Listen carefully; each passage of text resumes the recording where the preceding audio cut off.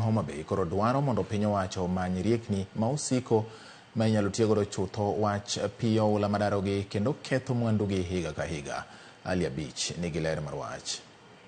Koth mapek mar El Nino manochwe kor gwenge mopogore pacho ka higa mokalo mane okelo kethruok mag mwandu ka pi oula bende nodaro oganda mathoth e miechgi ka bende familia moko nyaka sani onge kama ginyalo jote bang' ka utegi mag dak pi oula ne oruombo piny. Kar chung' od bura ma Karachuonyo e kaunti ma Homa Bay en achiel kuom gwenge ma kodh El Nino ne okelo chandruok ne jopiny kendo familia ma kwan gi 1,000 ne odar e miechgi e gwenge mopogore alworano bang' midhierono ka jopiny ma pi oula osebedo ka dar e miechgi dwani mondo piny owacho otudre kod migepe mamoko kaka inyalo tieki wach oula madarogi higa ka higa. Pi ne odarowa mierewa makata kaka ne watimo onge ne wadak mana wi simbi ma agombo ni sirikal otim gilosnwa wach mar pigni mondo pigni kik chak hinywa, gigonwa mtaro mochimo nyaka nam mondo pigni kik hinywa.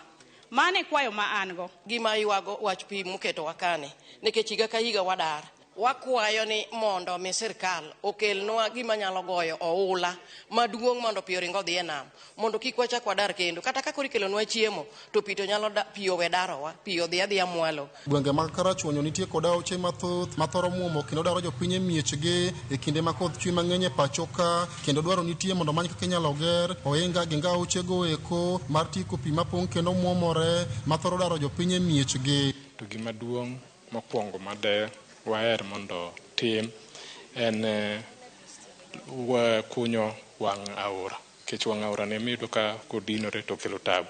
Koro kokunye to ber kato bang' kosekunye to gero ohinga mondo kik chuodho dhiyo. Mawatimo mitigations measures mwasebedogo ni there is a collaboration mawatimo gi Ministry of Water NYS mondo waket tunnel mondo pi kik chak turwa kendo. We are organizing on how to build terraces, the gabions, mondo mi jo Karachuonyo kik chak tur gi pi. To wakwa jo Karachuonyo ni bende koko chakore sani, koro mondo giti matek gi opportunity mantie ni mondo gimbe gilos chiemo, mondo chimoro kik kata ka koth oduogo to kik wachak wahinyre ni wadenyo kaka wadenyo ni.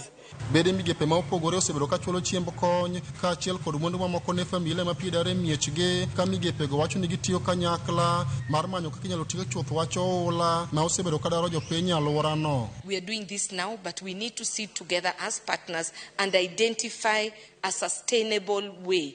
It breaks my heart as Karen and it breaks our hearts to be here every time because of floods. We need to be able to identify the long-term solution with partners across the table and support in sustainable initiatives that will support these communities and give them dignity of life moving forward. We've been working together with this community for quite some time. Since 2018, they have been affected over and over, and we've always worked with them. And I agree with our partner Safaricom Foundation who have come in today to support with the food items and all the partners that we've been working together that we need to sit together with the community and even all the other partners and see how we can be able to come up with a sustainable solution whereby actually we can support our communities not to be getting these effects now and then. Jopiny gi eki osebedo ka neno pek higa ka higa ma koth chwe mang'eny e pacho kaendi kendo gisebedo ka gidare miechgi kaluwore kod pi mapong' kendo muomore mathoro darogi e miechgi. Kwayo ma gin go ne migepe mag sirikal kaachiel kod piny owacho mamalo mondo omany yore mosiko minyalo tiyogo wach oula mosebedo ka darogi e miechgi higa ka higa.